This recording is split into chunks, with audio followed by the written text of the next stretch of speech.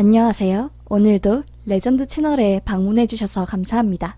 오늘의 사연은 하늘에 구멍이 뚫려도 살아날 길은 있다는 말을 생생하게 보여주신 사연자분 이야기입니다.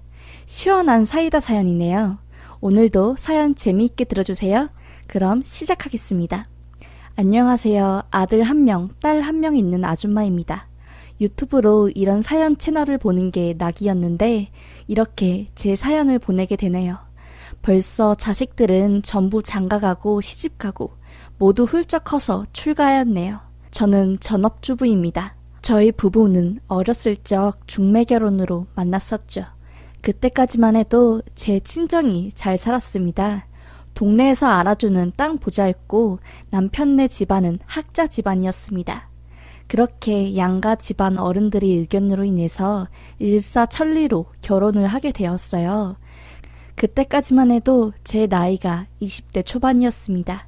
지금 생각해보면 정말 어린 나이 때 결혼을 갔다고 생각이 드네요. 아무것도 모르는 나이라 그렇게 나이 많은 노총각 남자에게 시집을 간 거였겠죠. 지금 시대에서는 상상도 못하죠. 그래서 그런지 바보같이 참 많이 참고 당하고 살았어요. 결혼한 지 3년이 흘렀을까? 그때 저희 집이 폭삭 망해버렸습니다. 처음에 저는 아무것도 모르고 있었어요. 그러다가 친정 아빠가 도박으로 재산을 탕진해버리고 노름빚이 감당이 안 되자 있던 땅을 하나 둘씩 팔더니 아예 집까지 경매에 나가게 되자 이 사실을 저는 알게 되었죠. 친정 엄마가 끝까지 저에게 이 사실을 숨기려고 하시다가 집이 경매에 나가서 팔리게 되자 그제서야 모든 사실을 자식들에게 말하게 된 거죠. 그렇게 동네에서 알아주던 부잣집이었던 저희 친정은 한순간에 집까지 날려버린 신세가 되었습니다. 친정 아빠는 그 충격으로 알코올 중독에 빠지셔서 얼마 지나지 않아 뇌졸중으로 사망하게 되셨어요. 그리고 엄마는 3년을 식당에서 일하며 사시다가 한겨울 식당에서 일을 끝마치고 집에 가시던 중 심장마비로 손도 못 쓰고 그렇게 돌아가셨습니다. 한순간에 저는 고아가 되어버린 기분이었죠. 그렇게 친정 부모님을 모두 잃고서야 남편이 슬슬 본색을 드러내더라고요.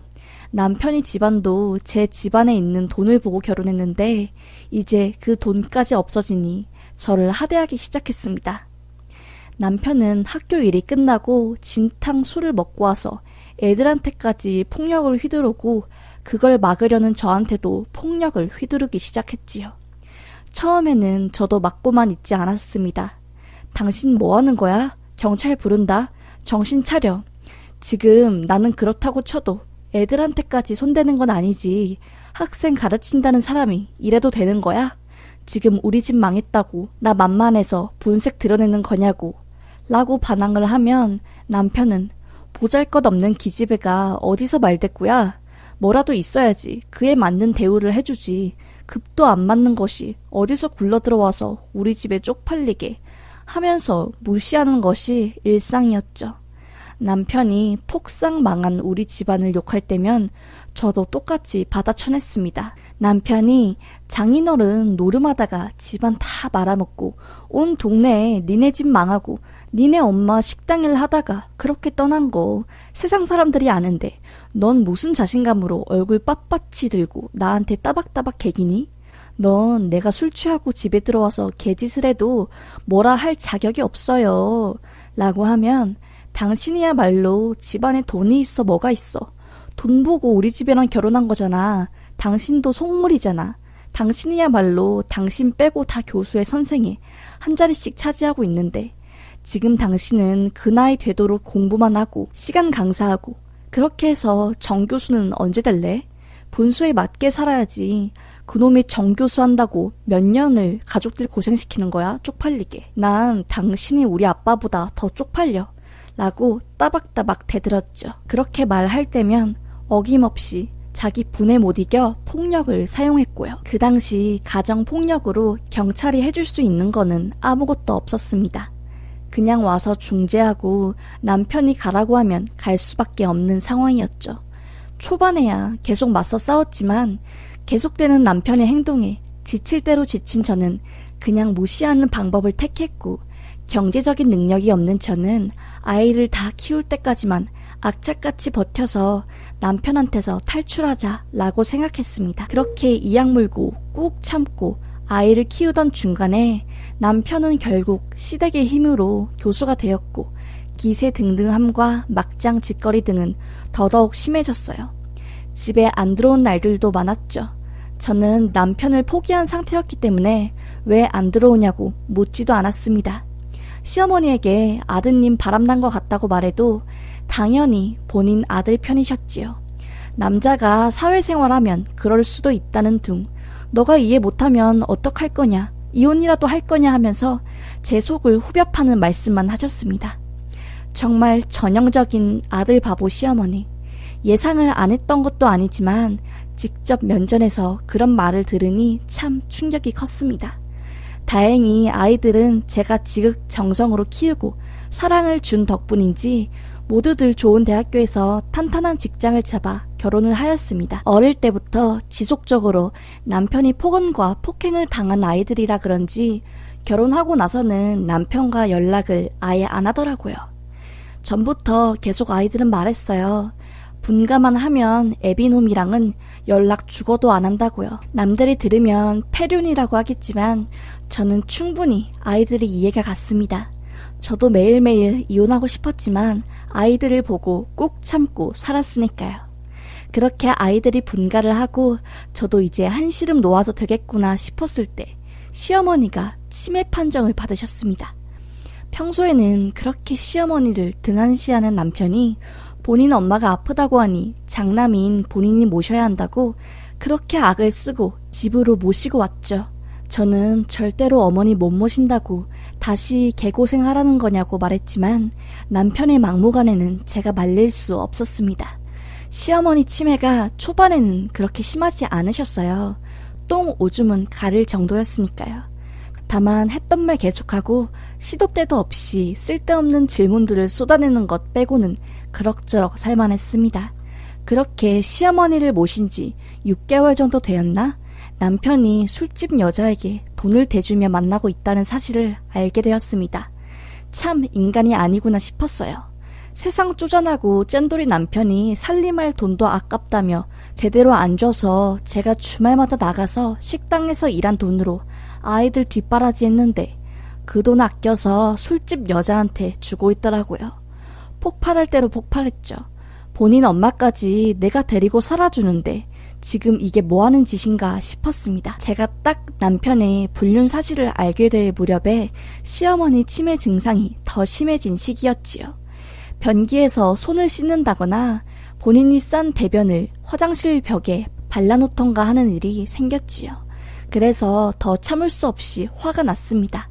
아무런 능력 없고 지금 이 나이에 이혼해봤자 살아갈 길이 막막했지만 이혼을 결심했습니다. 그런데 저에게도 동아줄이 내려왔습니다. 사람이 죽으라는 법은 없구나. 결국에는 내 손을 들어주시는구나. 눈물을 흘리며 좋아했네요.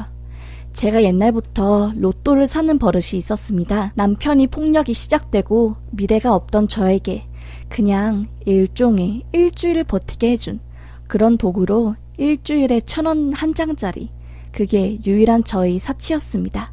많을 때는 5,000원도 당첨되었고 한 번도 그렇게 큰 금액에 당첨된 적이 없었지만 자잘하게 몇 번 당첨된 적은 많았지요.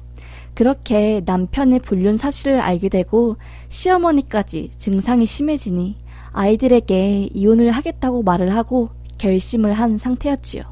아이들도 본인들이 증언이나 도움이 필요하면 두 손 두 발 벗고 돕겠다고 했지요.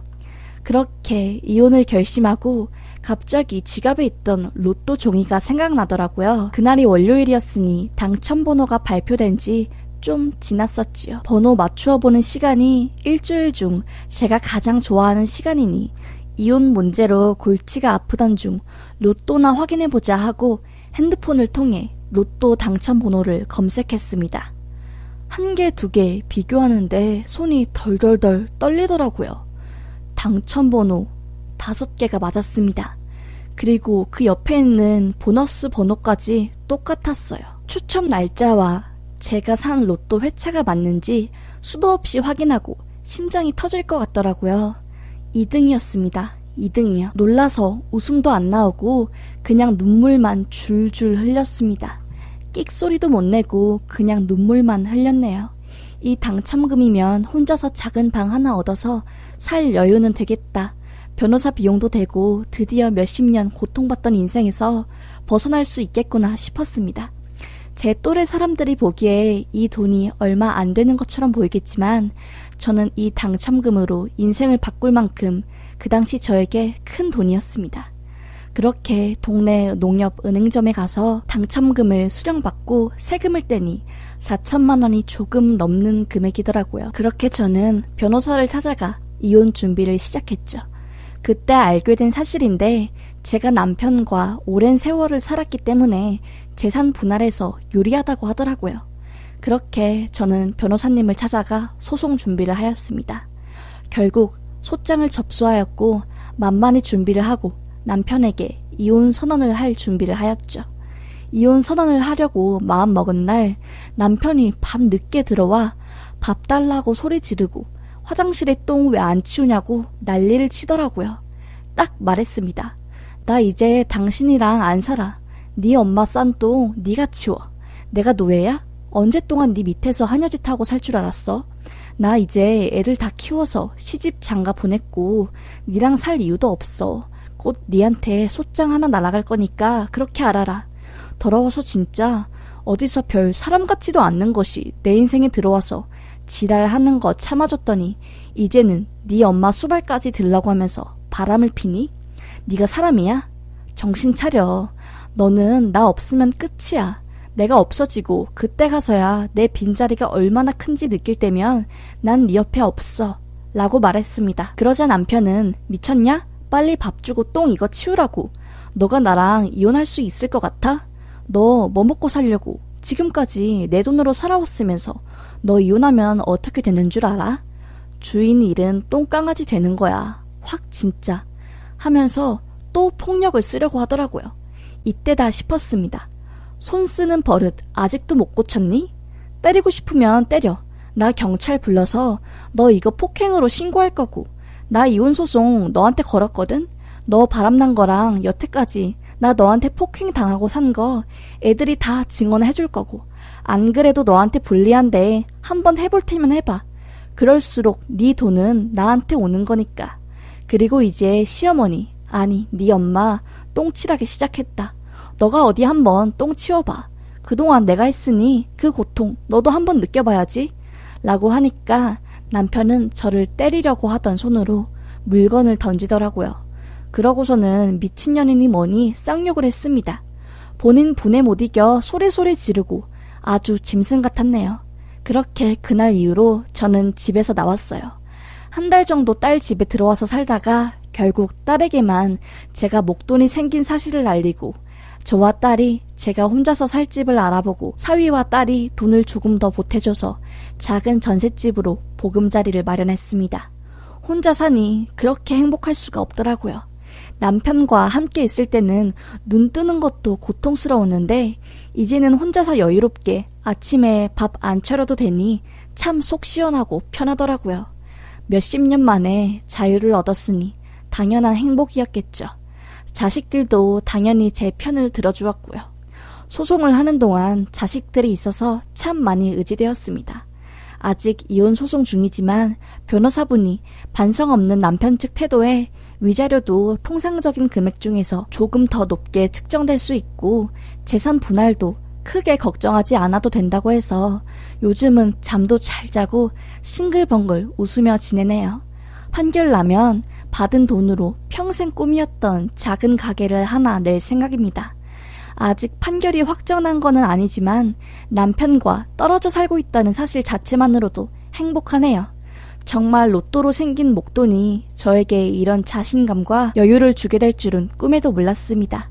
그게 아니었으면 속으로 삭히고 또 저는 시어머니 뒤치다거리를 하고 있었겠지요. 하늘에 계신 우리 엄마가 저에게 내려주신 선물이라고 생각을 하고 있습니다. 이제부터라도 늦은 나이지만 저는 제 인생을 살려고 합니다. 라는 사연이었습니다.